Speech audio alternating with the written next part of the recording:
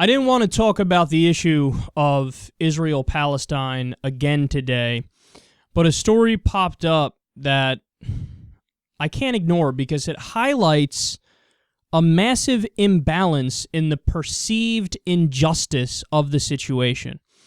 So we learned that, quote, a subsidiary of publisher HarperCollins is taking heat for publishing a school atlas which completely eliminates the state of Israel from a map of the Middle East.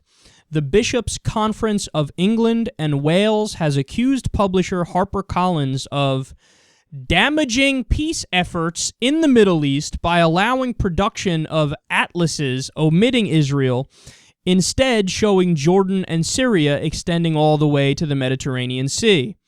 A representative of HarperCollins that specializes in maps explained that including Israel would have been unacceptable to their customers in the Gulf, and the omission was in line with local preferences.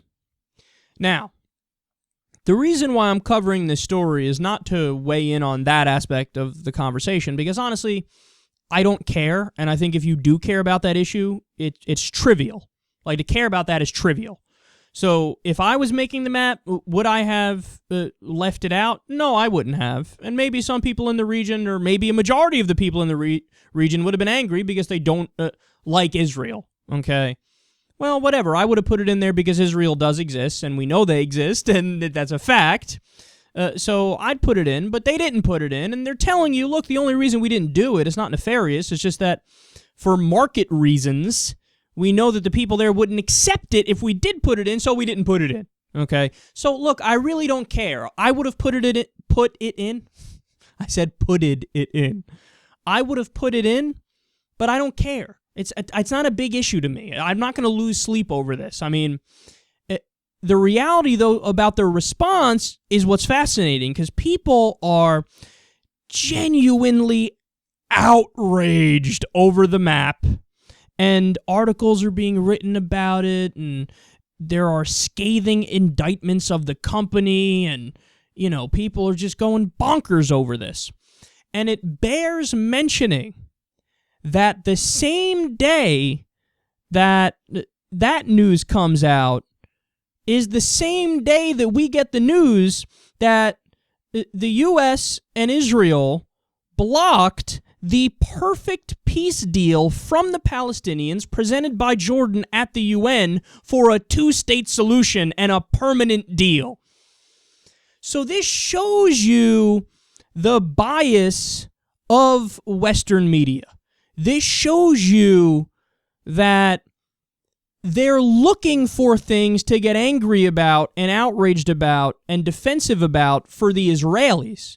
But when something happens with the Palestinians, they didn't pay it any serious attention. There was a massive media yawn across the board. You couldn't get coverage about the fact that the Palestinian peace deal was rejected and mocked on the mainstream media in America.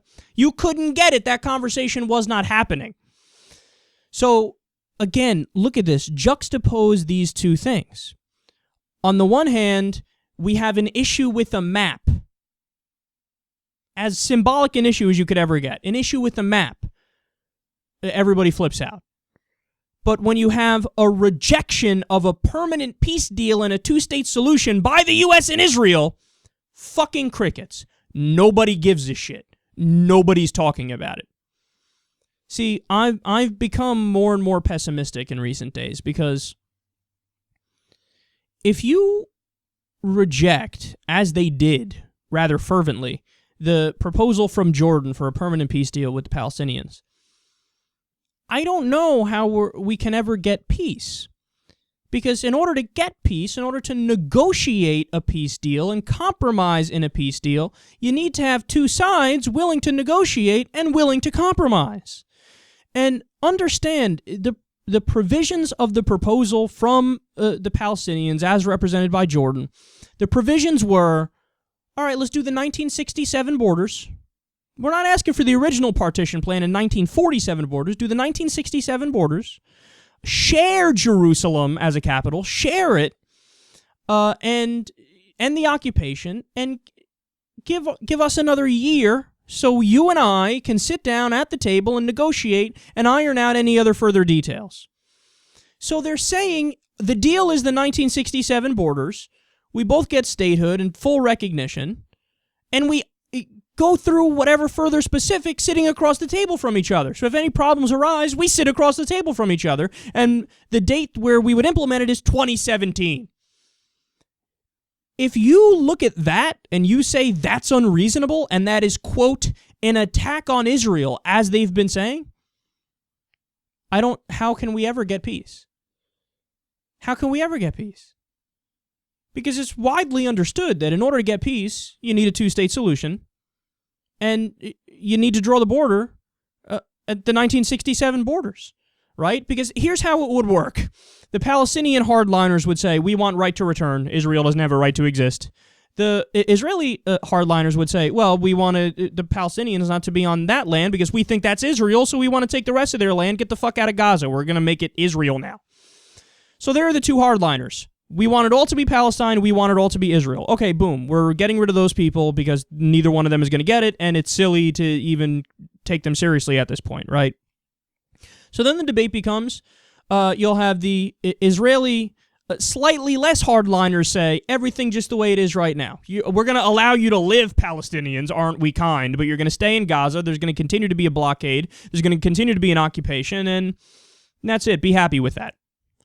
And you have the Palestinian slightly less hardliners who might say, like, okay, go back to the original partition plan in the 1947 borders, which, by the way, I agree with. That's the plan that I think makes sense because that was the original plan that the UN came up with the creation of Israel. But then, of course, Israel's going to say no to that. So then the place where you meet in the middle is the 1967 borders, where you both get a state and you both get recognition.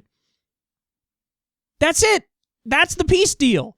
And Israel said to do that is an attack on Israel. Even to propose it is an attack on Israel.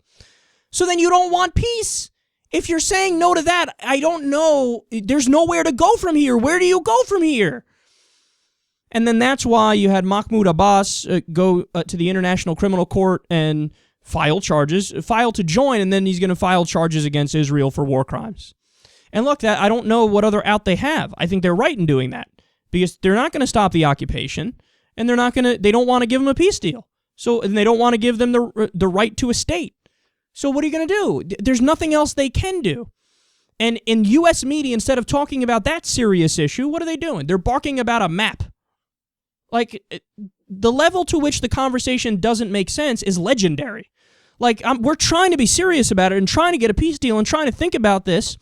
And the sad reality is the U.S. is stacked fully on the side of Israel, and they just back them up with whatever the hell they want to do. And Netanyahu doesn't want a two-state solution. Netanyahu doesn't want to go to the 1967 borders. So we're caught in this permanent stalemate, but the stalemate is that the Israelis will continue to occupy the Palestinians, and they'll continue to dominate them. That's not okay, man. And I would appeal to everybody who is pro-Israel and let them know that if you really want peace, if you don't want more people to die in Israel, and I don't want more people to die in Israel any more than I want any Palestinians to die. If you don't want that, then you should be in favor of the 1967 borders. Netanyahu and the U.S., they're making Israel less safe by rejecting every reasonable proposal from the Palestinians.